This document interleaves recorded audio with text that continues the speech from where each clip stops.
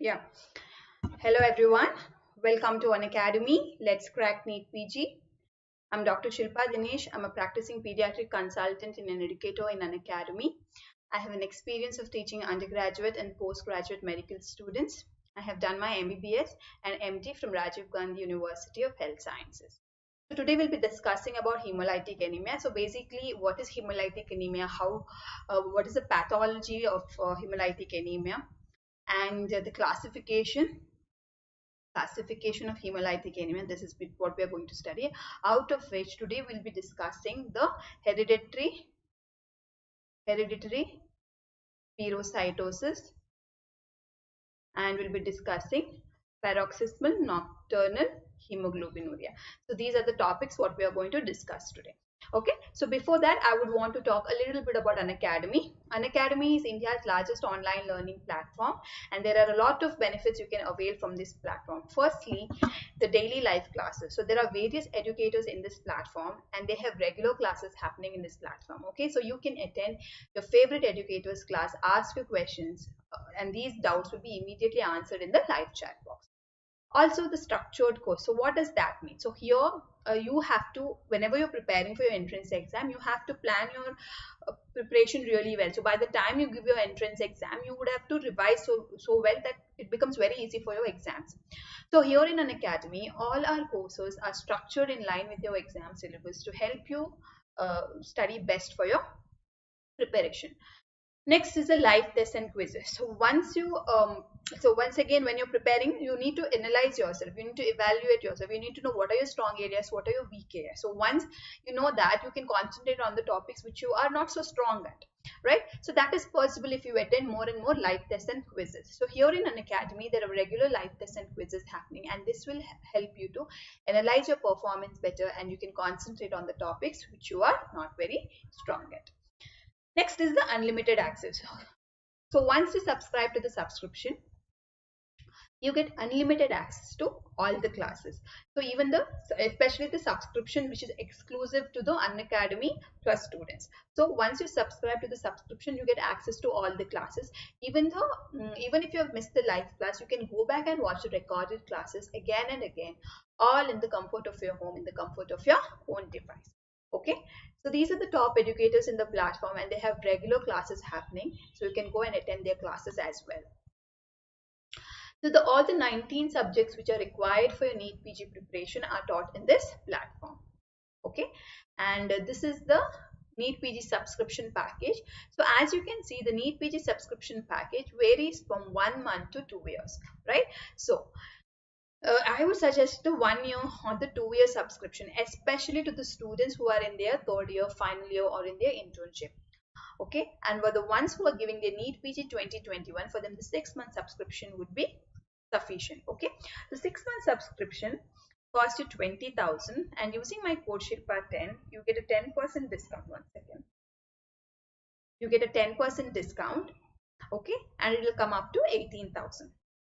Okay, also the 1 year and the 2 year subscription. So the 1 year subscription costs you 25,000, and using my code Shilpa 10, you get a 10% discount, and it will come up to 22,500.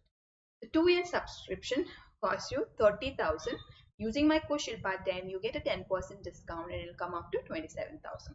So I would highly recommend this platform, and as you can see, the prices are very reasonable, and using this platform in the beginning part of your preparation will take you a long way.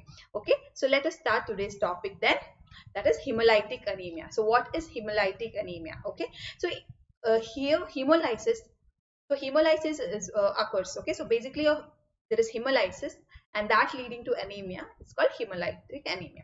So here hemolysis means there is premature destruction of the RBCs. There is premature destruction of the RBCs. Okay, so in hemolytic anemia, what happens is the destruction is so much uh, at large, or so much higher, that it exceeds the marrow's ability to produce new RBCs. Okay, so the rate of RBC destruction, exceeds the marrow's ability to produce produce RBC. Okay, so the destruction is more, and as a result, what happens? So first of all, the RBC survival, the survival time, the survival time of RBC of RBC is between 110 to 120 days. So in case of hemolysis, what happens? The survival time of the RBC is reduced because the hemolysis is occurring, premature hemolysis is occurring. Okay, so now because of this, the RBC time is reduced, and as a result, the RBCs are decreasing, and as a result, there is increased erythropoietin. So erythropoietin increases. Erythropoietin increases. So now because of this increase in the erythropoietin, now there is stimulation of the marrow to produce more RBCs. There is stimulation of the RBCs, stimulation of the bone marrow to produce RBC. So now what happens? So there is a lot of RBCs which are produced. They're all immature RBCs. So there is reticulocytosis. So the RBCs are produced and they're hemolyzed immediately. So there is premature hemolysis. So even though how much ever RBCs are produced, they get hemolyzed. Okay. So there is reticulocytes. Okay. So as a result, okay, a child with hemolytic anemia has reticulocytosis. Okay. What are the other causes of high reticulocyte count? So one is if the child has blood loss. So that is a cause for high reticulocyte count. Also, when a child is on, for example, a child who's on treatment, therapy for iron deficiency, folic acid deficiency, and vitamin B12 deficiency, in the initial part of the therapy, when the bone marrow responds to the deficiency, that time there is reticulocytosis. Otherwise, the main cause of reticulocytosis is hemolytic anemia. Fine. So whenever you got a reticulocyte count, it's always better to calculate the corrected reticulocyte count. So corrected reticulocyte count is reticulocyte count into the observed hematocrit or the PCV. Observed hematocrit or the PCV, it is same by the normal hematocrit. Fine. So always the corrected reticulocyte should be calculated. So the normal reticulocyte count, retic count is 1. Okay. So if there is any increase, so if there is increase by 2, so if the retic count is 2, that means what? The erythropoiesis is happening 2 times faster. If it is 7, it is happening 7 times faster. The erythropoiesis. So basically it indicates the rate of erythropoiesis. Fine. So the retic count. Next. So next what happens? So now what happens? There is anemia, there is erythropoietin is increased, there is reticulocytosis happening. Okay. So next what happens? Because of this, there is erythroid hyperplasia. There is erythroid hyperplasia.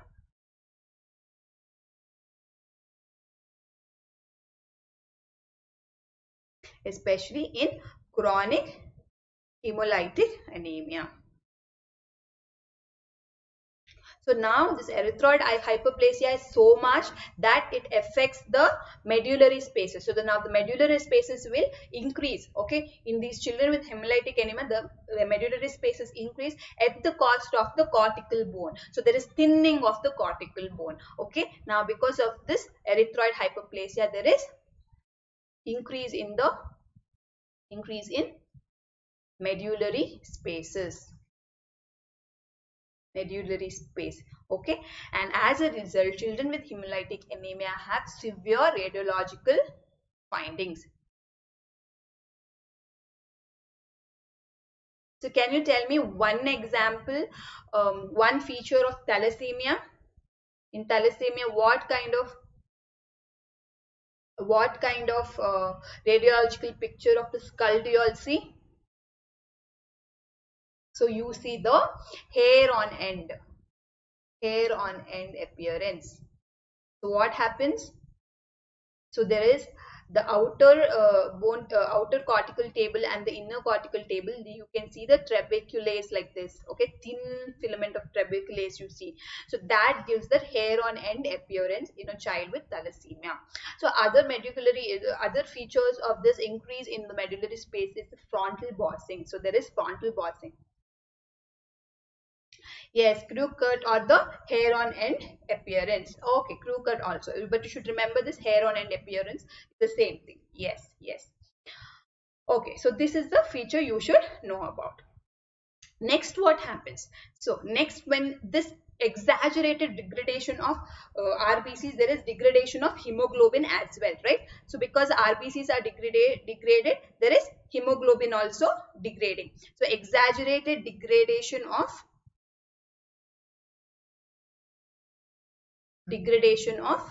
hemoglobin. So when the exaggerated degradation of hemoglobin happens, what happens? There is biliary excretion, right? So there is increased biliary excretion.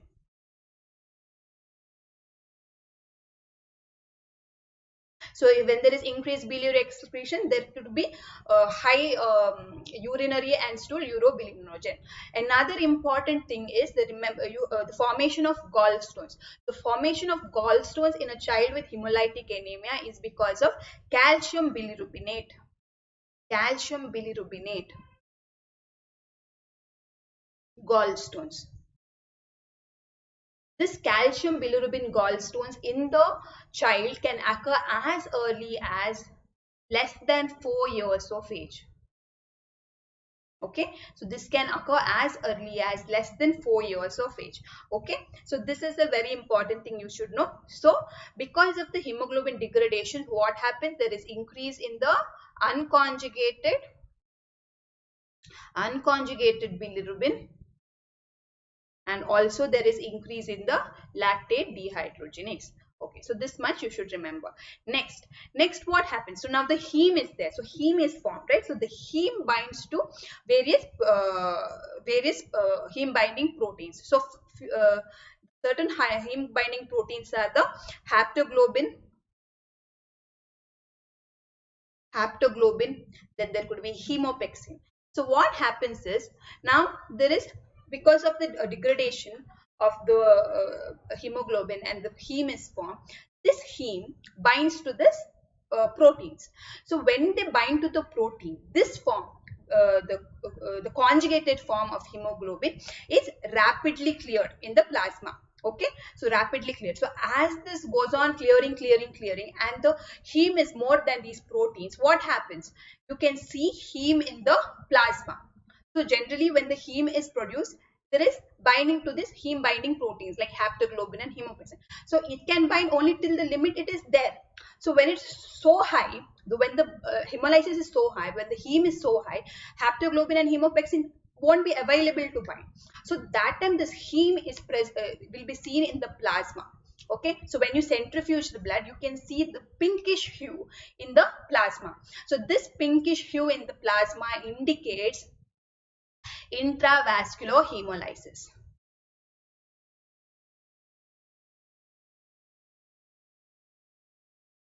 Okay, so especially in children with in thalassemia and all, there is intravascular hemolysis. So extravascular hemolysis is when the RBCs are destroyed by macrophages or spleen. That time it is extravascular hemolysis. Intravascular hemolysis happens because of this mechanism what I've told you, because the heme concentrations become more than the heme binding proteins, and as a result you see the heme in the plasma. That pinkish hue which you see is called will indicate that this is intravascular hemolysis. Fine. So next, yeah, so also these children have a high chance of going into aplastic crisis or hypoplastic crisis, because once it goes to a level of maximum RBC production due to the erythropoietin stimulation, next how much can it produce? So it will go to the stores will be, what is it, exhausted. So they can go to hypoplastic or the aplastic crisis. Okay, so these are the various things you need to know. So this is about the pathology in the hemolytic anemia. So basics of hemolytic anemia you need to know. Fine. So now coming to the classification of hemolytic anemia. So in the classification of hemolytic anemia, it is divided into cellular defects and extracellular defects.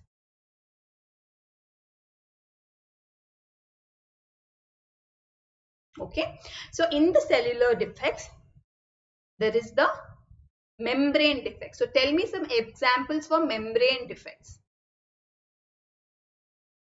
So tell me some examples for membrane defects.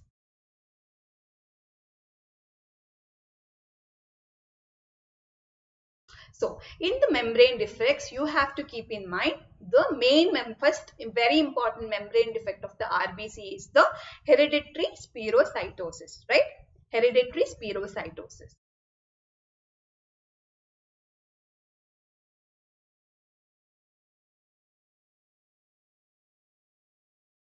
Next is the hereditary elliptocytosis.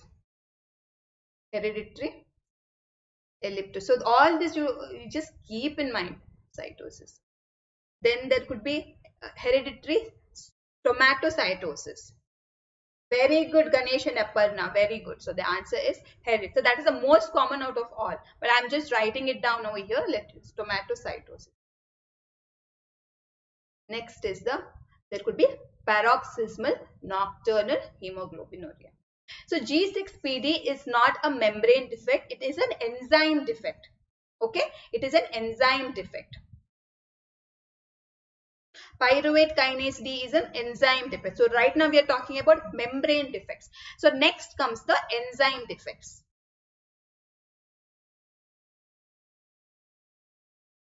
So in the enzyme defects, it is the pyruvate kinase deficiency and the G6PD. Okay, G6PD. So G6PD deficiency. Okay, fine. Thirdly, it is the hemoglobinopathies. So the sickle cell anemia, thalassemias, they come under hemoglobinopathies. So these are the very important in the classification you should know.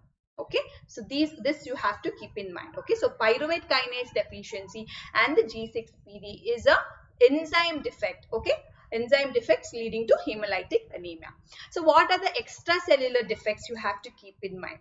So in extracellular defects, there is the autoimmune. So one, autoimmune. So autoimmune is when what? For example, if there is this warm antibody anemia or the cold antibody. So involvement of warm antibody immune reactions or the cold antibody. Autoimmune diseases. Okay. So this is for autoimmune. Second, next is the fragmentation hemolysis. So what is fragmentation hemolysis? In conditions like disseminated, one second, fragmented hemolysis. So these are all extracellular. Fragmented hemolysis. That means when there is HUS, hemolytic uremic syndrome, if there is DIC, disseminated intravascular coagulation, okay, then thrombocytopenic purpura, and if there is burns, if there is hypersplenism. So these are all the causes of extracellular defects because of fragmented hemolysis. So this could be anything outside the body, outside the cells, hypersplenism. Next is the plasma factors. So what are the plasma factors? What can cause hemolysis? So if there is any liver disease, if there is A beta lipoproteinemia, yeah, correct, Aparna right, DIC, A beta lipoproteinemia, infections, certain infections can cause sepsis and DIC infections, and also there could be Wilson disease. So Wilson disease, why? Because the copper can have an effect on the RBC membrane. Okay, so it is an extracellular defect. So the copper can have an effect on the RBC membrane. So that is why Wilson disease also is a cause of Wilson disease. Okay, can cause hemolytic anemia. So the copper has an effect on the RBC. So these are the this is the classification of hemolytic anemia. So the main thing you should know is a cellular defect and the extracellular defect. In cellular defect, you should know the membrane defects, enzyme defects, and hemoglobinopathies. Okay, and in the extracellular one is autoimmune. Next two things you should it's very easy to know. Yes, in Wilson disease there is cellular plasmin deficiency, and as a result copper is high, right? Fine, exactly right. So next we'll go to today's next topic, that is the hereditary spirocytosis. Okay, so we'll go to hereditary spirocytosis. So in hereditary spirocytosis is the most common inherited abnormality of the red cell membrane. Okay, it is the most common inherited abnormality of the red cell membrane. So in the world, the worldwide incidence is 1:5,000. Okay. So what is the etiology? What are the proteins which are deficient, which are abnormal in this? So tell me the names of five proteins, five proteins which are involved in hereditary spirocytosis. Okay, so you need to know the five names of the proteins. Okay, you all know? Okay, so first is the ankyrin. Very good. Ankyrin spectrin, then ankyrin spectrin.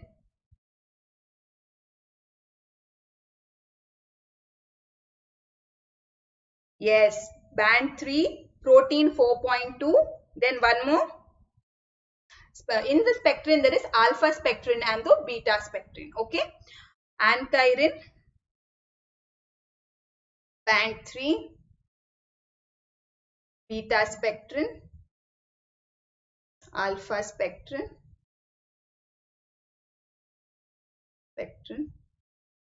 and it is protein 4.2.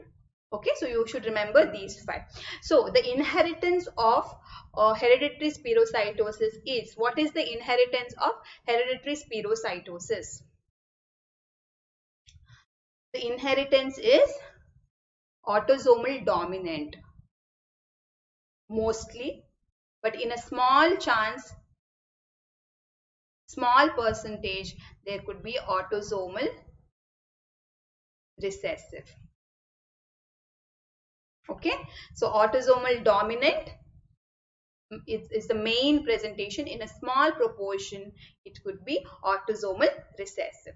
Okay, so in the autosomal dominant, so ankyrin is defective in both autosomal and dominant. Okay, but the beta spectrin and band 3, beta spectrin and band 3 is included in autosomal dominant, while the alpha spectrin and protein 4.2 is defective in autosomal recessive. Okay, so ankyrin is the commonest defective protein in both autosomal dominant and autosomal recessive, but along with ankyrin in autosomal dominant, the band 3 and beta spectrin is abnormal, and in autosomal recessive along with ankyrin, alpha spectrin and protein 4.2 is defective. Okay, so over here now what happens is, when there is this defect in the ankyrin and spectrin, there will be abnormality in the so basically this ankyrin spectrin, they will, so we will check over, so over here, so look at over here, there is this ankyrin, so there is ankyrin 4.2, band 3, they are all forming a vertical what is it, anchor to this thin lattice kind of a structure. Okay, so that if that is absent, so here you see there is band 3 and there is no 4.2 and ankyrin, that is detached, and the shape of the RBC will get affected. So as a result, when it gets affected, there will be microvesicles formed, okay, that will come out of the cell and it forms a smaller cell. So there will be a round spirocyte. Okay, so this is seen in the hereditary spirocytosis. Fine. So basically this band 3, band 4.2 and ankyrin, okay, ankyrin, they uh, they form an anchor for the thin lattice kind of a structure which gives shape to the RBC. So when that is absent, this lattice structure is unsupported and the shape of the RBCs will get defective. Okay, so that is what you should remember. While the spectrins are in the lattice. Okay, so that gives another shape. So all these absence, abnormality of these proteins, that will lead to an abnormal shape in the cells. So now what happens is normal RBCs have this molding capacity. So basically when there is any kind of stress, or if they have to move through a very narrow area, they will change their shape and go.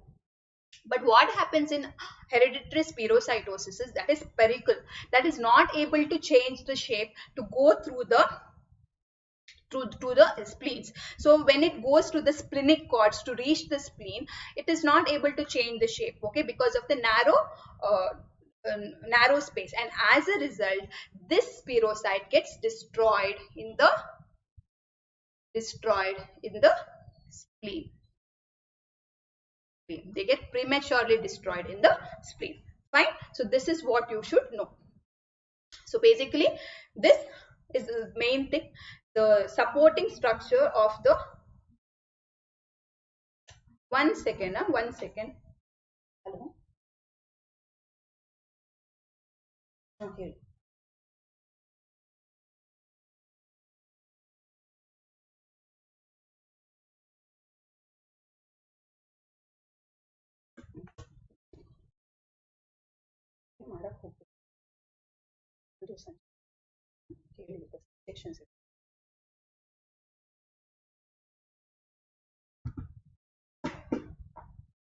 Okay, so this, yeah, sorry for the disturbance, I had to take the call. Okay, yeah. So band 3, band 4.2 and ankyrin, okay, that's support. So this is the main thing you need to know. Fine. So now coming to the clinical features. So how do these children present? So tell me, how do these children present? So in the newborn period. So in the newborn period, these children can have jaundice, severe jaundice, and this jaundice might need phototherapy or exchange transfusion. Okay, so in the newborn period, this severe jaundice can lead to requirement of phototherapy and exchange transfusion. Okay, so this is very important. Some children born with hereditary spirocytosis might be asymptomatic up to adulthood. Okay, so it depends on the severity of the hereditary spirocytosis. So basically, even hereditary spirocytosis has 4 forms. Okay, one is the trait, mild hereditary spirocytosis, moderate hereditary spirocytosis, and a severe form of hereditary spirocytosis. Okay. So basically, in the severe form, there will be very high levels of jaundice. So it can go above 51 as well. So in a child with hereditary spirocytosis. Okay. So now I'm not going to explain you what is trait, mild, moderate, and severe. You don't need to know it. Okay. So you have to know a child who has a severe to moderate form of hereditary spirocytosis. They can have severe jaundice and eventually lead to phototherapy and exchange transfusion. Next, so what happens, some children will remain asymptomatic up to the adulthood they might remain asymptomatic. So these people, okay, so asymptomatic, but others who are symptomatic can have severe anemia, they can have severe anemia, they can have jaundice, they can have fatigue, Okay, they could have exercise intolerance. So all these are features of anemia. Okay, another thing is because of the erythroid hyperplasia, because of the increase in the medullary space, these children can have frontal bossing. But over here in hereditary spirocytosis, the frontal bossing is not as severe as a child with thalassemia. Okay, so they can have frontal bossing as well, but it is not very prominent. Okay, frontal bossing. Okay, these children will have splenomegaly. Okay, and again I've told you hereditary spirocytosis in a hemolytic anemia. The most common association of a hemolytic anemia with gallstone is hereditary spirocytosis. So presence of gallstones. So which gallstones? Calcium bilirubinate. Calcium bilirubinate. Okay, okay, and also these children are at a high risk of going into aplastic crisis, especially when they are infected with parvovirus B19. Okay, so this you need to know. Fine. So this is about the clinical features. So now coming to the diagnosis. In the diagnosis, what do you see? So tell me few diagnostic features.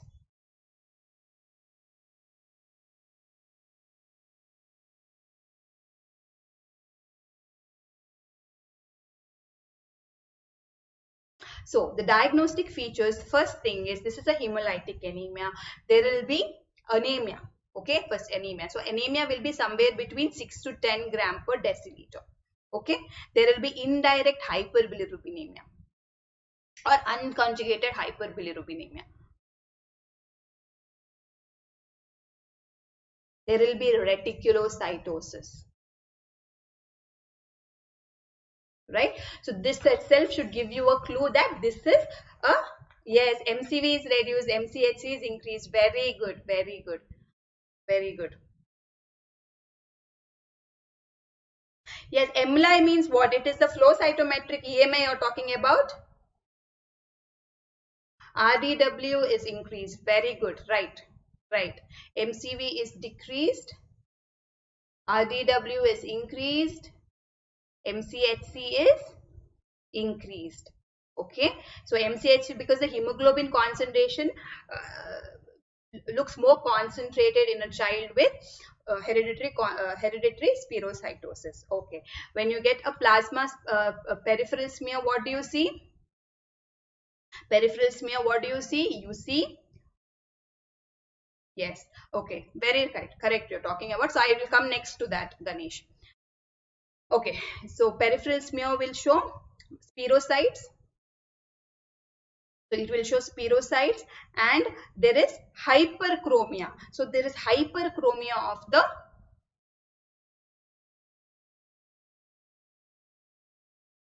so hyperchromia of the cells. Okay, so this you should know. So spirocytes, presence of spirocytes is amazing. So I have a picture of the peripheral smear. I will show you in the next slide. Okay, so flow cytometers are also very important. Okay, flow cytometry is very important. So basically having a spirocyte, anemia, indirect hyperbilirubinemia and reticulocytosis is more than enough for the diagnosis of hereditary spirocytosis.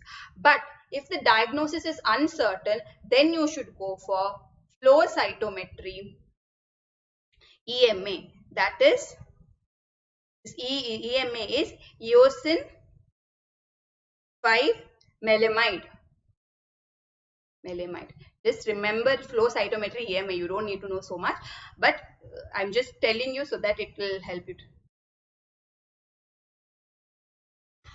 Macrocytes.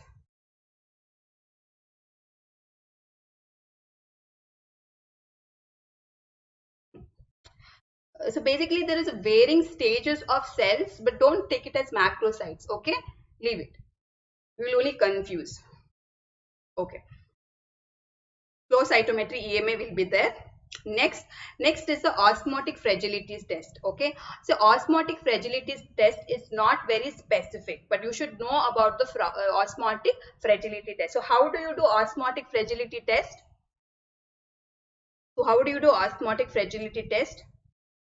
So basically, you have to put the RBCs in the various dilutions of sodium chloride. Okay, so in test tubes, various dilution of sodium chloride is put, and in that you put the blood.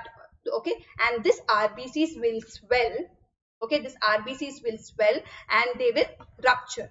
Okay, so that is why this is osmotic fragility test, but this can be positive even in other conditions, other hemolytic anemias. Okay, but it is one test which we should be knowing about for hereditary spirocytosis. Okay, so basically, yes, so you do incubation. Very good, Aparna. So there you do 24 hours incubation with various dilution of sodium chloride, and this cells. Okay, so there is increase. No. Yeah. Correct. Okay, so that will swell and rupture. Fine. So this you should know. This is a diagnosis. So this is a peripheral smear. This is a peripheral smear of hereditary spirocytosis. So as you can see, the cells are rounder over here, and you don't see the central, what is it, hypochromia, or the central, the entire cell is almost uniformly red, right? So you don't see that central whitening of the RBCs which you normally should see. Okay, so this is some round cells which do not show central hypochromia. Okay, so this is a peripheral smear of hereditary spirocytosis, and this perfect round is a spirocyte. Fine. Okay, next coming to the treatment. So another thing in the diagnosis is, when there is family history of hereditary spirocytosis, you can do a molecular diagnosis also. Okay, molecular diagnosis, that is a genetic evaluation is also done. Okay, fine. Treatment. So what is the treatment in these children? First of all, supportive management.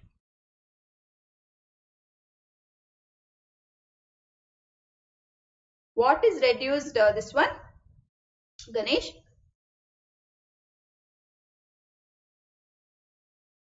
So supportive management. So basically what I've told you, when there is severe jaundice,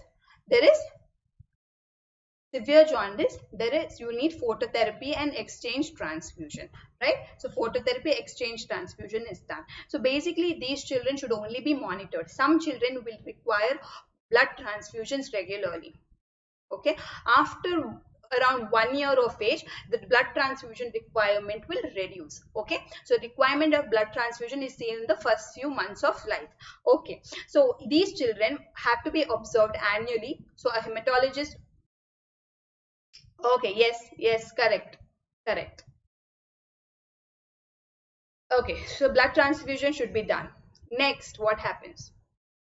Next, what should you do? So these children should be monitored for growth. The growth monitoring should be done, and you should also counsel the parents about the aplastic crisis.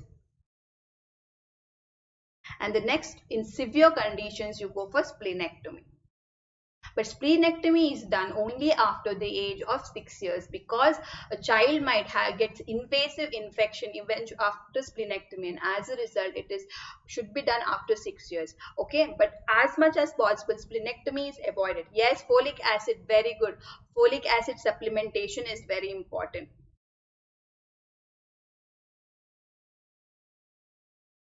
Yes, very good. Yes. Why is folic acid supplementation done? Because of increased erythropoiesis, there could be bone marrow depression also. That is why folic acid supplementation is required. Okay, so splenectomy is done after 6 years. Okay, and also in these children you have to give preoperative vaccination. So what are the vaccines we give in these children? What are the vaccines we give? So we should give all these yeah, capsular organisms. So vaccines against this capsular organism. So what are they? So we give against pneumococcal vaccine, we give meningococcal and H influenza B. So we have to give pre-operative vaccination. Okay, so it's pre-operative vaccination what we have to give. Okay, First is the vaccine. Around 14 days before splenectomy, you get the vaccine, and then you do the splenectomy. Okay, this is after splenectomy. It is followed by penicillin prophylaxis. Prophylaxis, lifelong.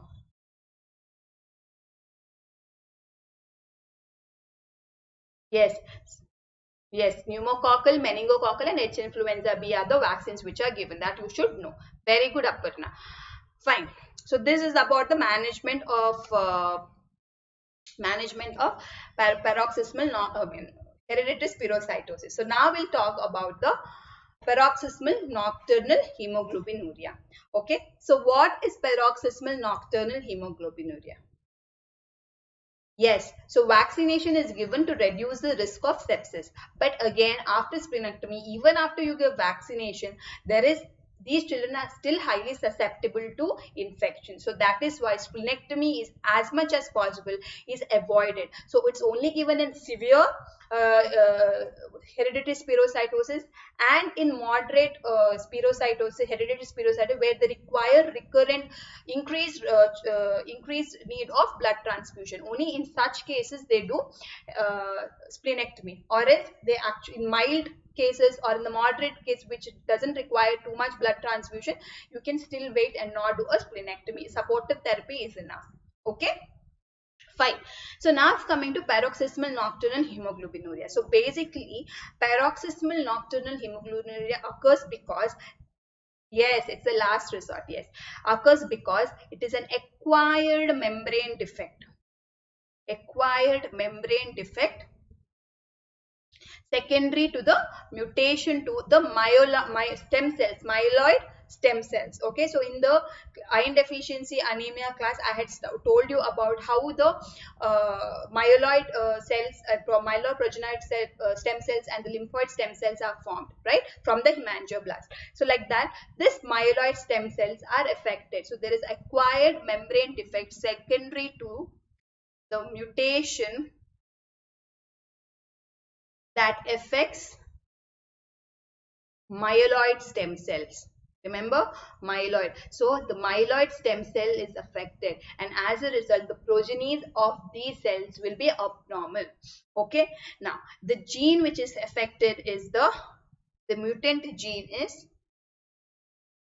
the PIGA gene. So PIGA is what? It is phosphatidyl inositol glycan. Okay, so this PIGA gene, okay, is needed for the synthesis of PIG. Remember, phosphatidyl inositol glycol. This is a glycolipid anchor. So this is the anchor which is required to maintain the membrane stability. Okay, it is a glycoprotein. Sorry, glycolipid. Sorry, glycolipid.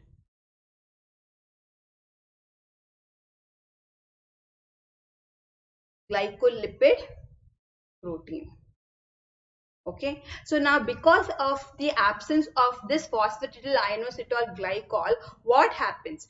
This is required for the formation of various membrane associated proteins. Okay, so this also helps in the helps to hold proteins like CD55, CD59 and the C8 binding protein. And as a result, because there is defect in this anchoring protein, these proteins are not able to maintain the RBC membrane. Okay, so without this, what happens? Without these without the synthesis of this phosphatidyl inositol glycol, there will be other proteins which are deficient of phosphatidyl inositol glycol, and as a result, because of this, these will lead to increased susceptibility of the RBCs to be lysed by complements. Okay, so basically in paroxysmal nocturnal hemoglobinuria, this RBC which was there, it will be lysed by the complements. Okay, lysed by the complements. So there will be increased, it will cause to increase susceptibility of the RBCs to be lysed by complements. Okay, so this is the pathophysiology of a child with paroxysmal nocturnal hemoglobinuria. So tell me, why does this lysis happen in the night? So it is nocturnal hemoglobinuria. So why does it happen in the night? So it happens in the night because they say that the blood is acidic blood. Blood is acidic in the night, and as a result it has another risk factor to have hemolysis in the night. Okay, so basically the phosphatidylinositol glycol, which is an anchoring protein in for the RBC, is deficient, and as a result, along with it, yes, along with it, other proteins which need this phosphatidylinositol glycol are also deficient, and as a result they make the RBCs highly susceptible to be lysed by the complements. Okay, now coming to the clinical features. So tell me the clinical features. What is a synthesis medium? Okay, so these patients have marrow failure. So I've told you this affects the myeloid stem cells. So from there only there is marrow failure. Okay, so these patients can have intermittent or chronic malaria anemia. Intermittent or chronic anemia. Yeah. Okay. So these patients have nocturnal hemoglobinuria, especially in adults. So in children, you don't see nocturnal hemoglobinuria very commonly. This is more of an adult presenting with nocturnal hemoglobinuria. So nocturnal hemoglobinuria is seen.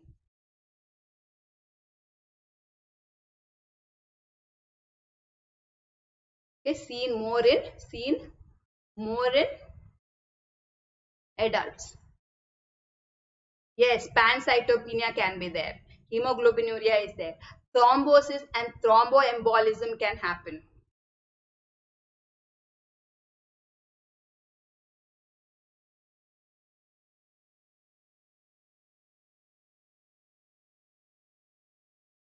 So basically this thromboembolism also occurs because the platelets also require this glycolipid anchoring anchoring protein. So that as a result it leads to thrombosis, because that is deficient, it leads to thrombosis, and yes, they present with pancytopenia.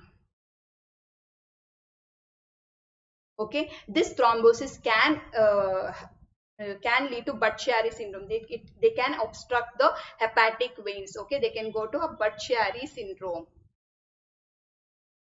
They can obstruct the splenic vein and cause splenomegaly.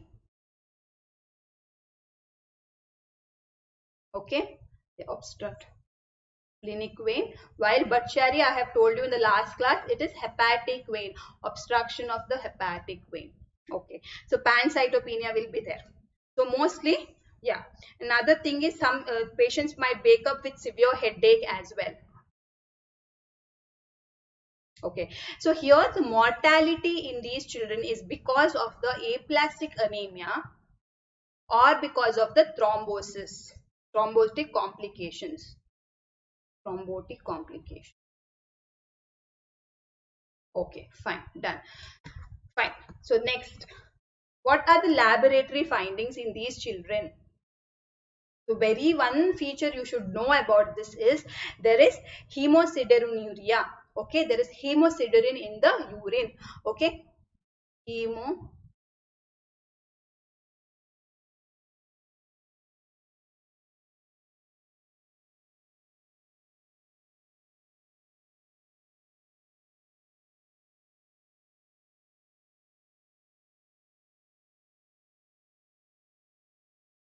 Yeah, there is reticulocytosis.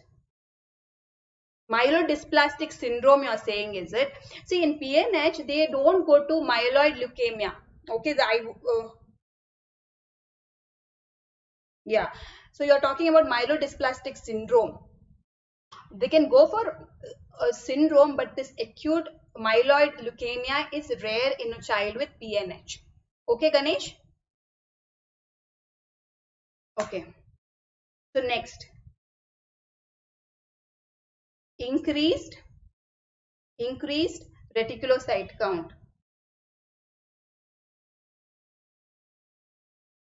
Okay, low serum haptoglobin.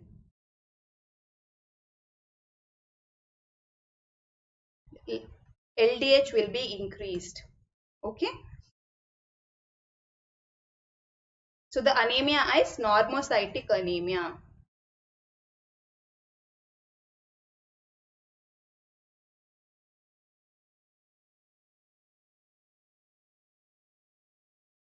So flow cytometry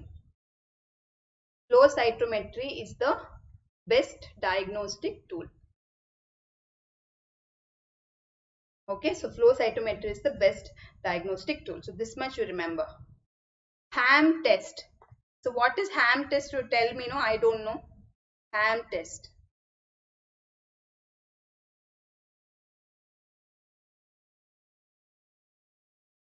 Hmm.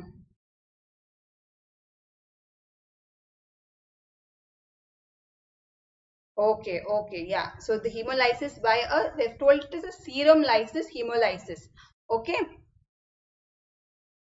yes. Over here, what happens is uh, RBC is lysed because of sucrose, yes.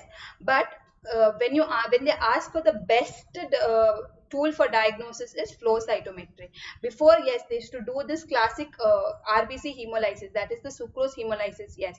Okay, but now the preferred choice is flow cytometry. Okay. What are the tests you can do?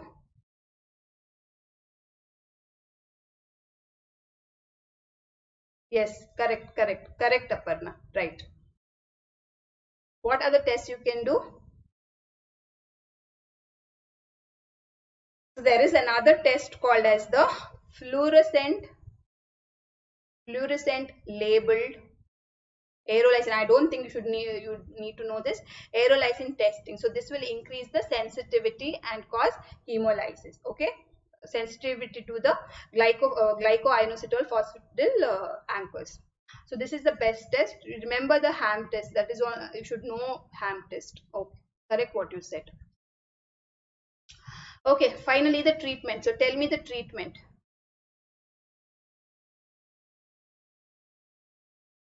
Glucocorticoids. So you give prednisolone. So prednisolone is one of the treatment, and when you're tapering it, stopping it, you should taper and stop. Next is you have to give anticoagulation therapy because these patients are in a high chance of going for thrombosis. You give heparin or a low molecular weight heparin in these children. Okay.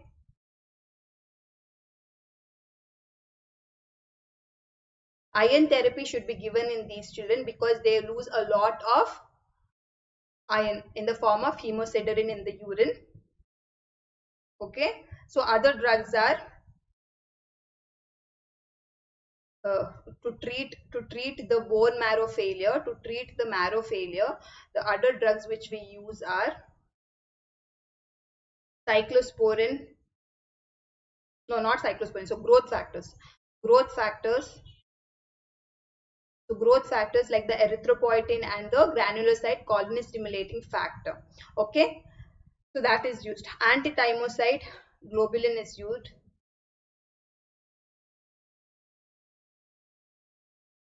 Okay, so these are used, but why very important thing is the drug which is eculizumab. Eculizumab you should know. Eculizumab. So eculizumab you should know.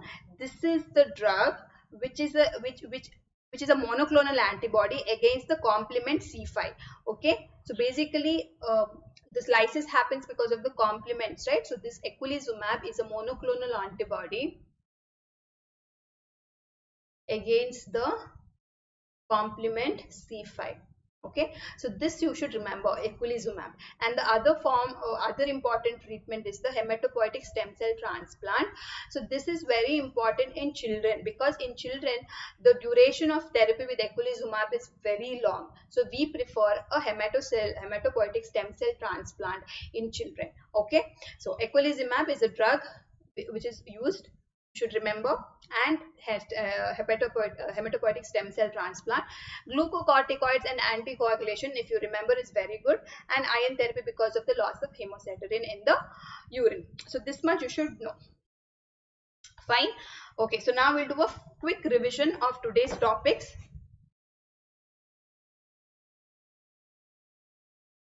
So first of all, what did I say? Hemolytic anemia is a premature destruction of the RBCs. So now what happens because of hemolysis? The rate of RBC destruction exceeds the marrow's ability to produce RBC, and as a result there is increased erythropoietin, and it will stimulate the bone marrow to produce RBC, and as a result there is more reticulocytes, and hence there is reticulocytosis in hemolytic anemia. So always a retic count should be a corrected retic count. Okay, a normal retic count is 1. Okay, next further what happens with this erythroid bone marrow formation of RBCs, there is erythroid hyperplasia as the hemolytic anemia becomes chronic, and as a result there is increase in the medullary space at the cost of the cortical bone. The space increases and there will be severe radiological findings. So the one important finding in thalassemia is called the hair on end appearance. Okay, then further there is breakage of RBCs, and there is further reduction of hemoglobin, and as a result there is increased bilirubin. Okay, so increased bilirubin will lead to increased urobilinogen in the urine and the stools. Next, because of this bilirubin production, it can lead to calcium bilirubinate gallstones in a child as early as less than 4 years of age. Okay, so there is increased unconjugated bilirubin and LDH. So this heme, which is formed with the degradation of hemoglobin, binds to haptoglobin and hemopexin. These are heme binding proteins. This haptoglobin and hemopexin are bound to heme, and they get easily, in this conjugated form of heme, it's easily cleared in the body. So when the production of heme is more than these proteins, that time this heme will be seen in the plasma as a pinkish color in the of the serum. Okay, and as a result this indicates intravascular hemolysis, and with this further increase in the bone marrow production of RBCs, when it goes to a high level of production of RBCs where you can't further produce RBCs, it can go to aplastic crisis and hypoplastic crisis. Next is a classification that is of hemolytic anemia. You should know there is cellular defects and extracellular defects. In the cellular defects, it is membrane defects, enzyme defects, and the hemoglobinopathies. Okay, so today we have talked about the membrane defects. Okay, next in the extracellular defects, that is autoimmune disorders. Okay, next secondly, it is a fragmented hemolysis which occurs in hemolytic uremic syndrome, DIC, burns, hypersplenism. Other plasma factors include liver disease, A beta lipoproteinemia, infections, and Wilson's disease. Next, coming to hereditary spirocytosis, you need to know that the membrane defects occur because of the 5 abnormal proteins, absence of 5 proteins. First, it's ankyrin, band 3, beta spectrum, alpha spectrum, and the protein 4.2. So, in autosomal dominant and recessive, there are 2 inheritance, dominant and recessive. So, in the both of them, ankyrin will be abnormal. But in the dominant, along with ankyrin, it is band 3 and beta spectrum. In autosomal recessive, it is ankyrin, alpha spectrum, and beta protein 4.2. Okay, so this is the picture. I think you'll have understood. So basically, once there is this defect in the proteins, there is abnormality in the shape of the RBCs, and there will be microvesicles released from the cells, and it forms a small RBC, that is a spirocyte. Fine. Next, coming to the clinical features. So in the newborn period, if they have severe jaundice, they'll need phototherapy and exchange transfusion. But there's another spectrum of this disease where they might be asymptomatic up to adulthood. But the severe forms will present with anemia, jaundice, fatigue, exercise intolerance. They can have even frontal bossing. Okay, splenomegaly will be there, and these children can have gallstones. So diagnosis we have discussed. There will be anemia, there will be unconjugated hyperbilirubinemia, there will be reticulocytosis. MCV is decreased, MCHC is increased because there is increased hemoglobin in the hyperchromia. That is why MCHC is increased. RDW is increased. Peripheral smear, there is spirocytes, there is hyperchromia of the cells. Okay, very important. It's a flow cytometry EMA, which is very important in the diagnosis of hereditary spherocytosis, and the osmotic fragility test, but it is not specific to hereditary spherocytosis. So this is a peripheral smear of hereditary spherocytosis. So you can see those round RBCs which do not show any change in the color of the RBCs. So this is a feature of hereditary spherocytosis. Next. So treatment, supportive management, and another very important is in a severe case you go for splenectomy. Okay, that is always after 6 years of age. These children should receive 14 days prior to the surgery vaccines against pneumococcal, meningococcal, and H influenza B bacteria. Okay. So penicillin prophylaxis should be given lifelong after splenectomy in these children. However, these children have a high chance of infection in spite of all these vaccination. Okay, and you have to give folic acid supplementation as well. So I have told you about the paroxysmal nocturnal hemoglobinuria. So this is a membrane defect because of the mutation that affects the myeloid stem cell, and the mutant gene is called the PICA. Okay, so basically the glycolipid protein, which is an anchor to these cells, is not synthesized. Okay, so that is phosphoinositol glycan, phosphatidylinositol glycan. Okay, and as a result there is increased susceptibility to the RBC to be lysed by the complement. So this CD55 is called as the DAF, that is delay accelerating factor. Okay, so remember that CD55, CD59, C8 binding protein is abnormal in this PNH. Okay, and the CD55 is the delay accelerating factor. The clinical features, you all know these children will have marrow failure, there will be anemia, they can have intermittent anemia or chronic anemia, they'll have nocturnal hemoglobinuria. So the reason for nocturnal hemoglobinuria is because the blood is acidic in the night. Okay, thrombosis and thromboembolism are complications in these children. Pancytopenia can be there, splenomegaly can be there. Okay. So lab test, when you do, you see hemosidenuria in these children. There is hemosiderin in the urine, there is increased reticulocyte count, there is low serum haptoglobin, and there is LDH increase. Okay, and the anemia is normocytic anemia in these children. Flow cytometry, when you do, okay, that is the best diagnostic tool for these children. And ham test, yes, it is basically, as you said, it is the red cell which is lysed by the patient's acidified serum. Very good. Next, the fluorescent labeled aerolysing testing is done, which will sensitize the glycoinositol glycophosphatidylinosytol glycan. Okay, so this is it. And the treatment best you should remember is a glucocorticoid therapy, anticoagulation with heparin or low molecular weight heparin, iron therapy because of loss of iron in the body, and eculizumab is the main thing you should remember in the diagnosis, in the treatment of PNH. And in children, it is preferred to go for hematopoietic stem cell transplant, as this is a lifelong therapy with eculizumab. So that is why hematopoietic stem cell transplant is preferred in children. Okay. So today we have discussed this. So we have discussed two membrane defect disorders. Okay, so tomorrow I will be discussing about the enzyme defects. So enzyme defects, that includes pyruvate kinase deficiency,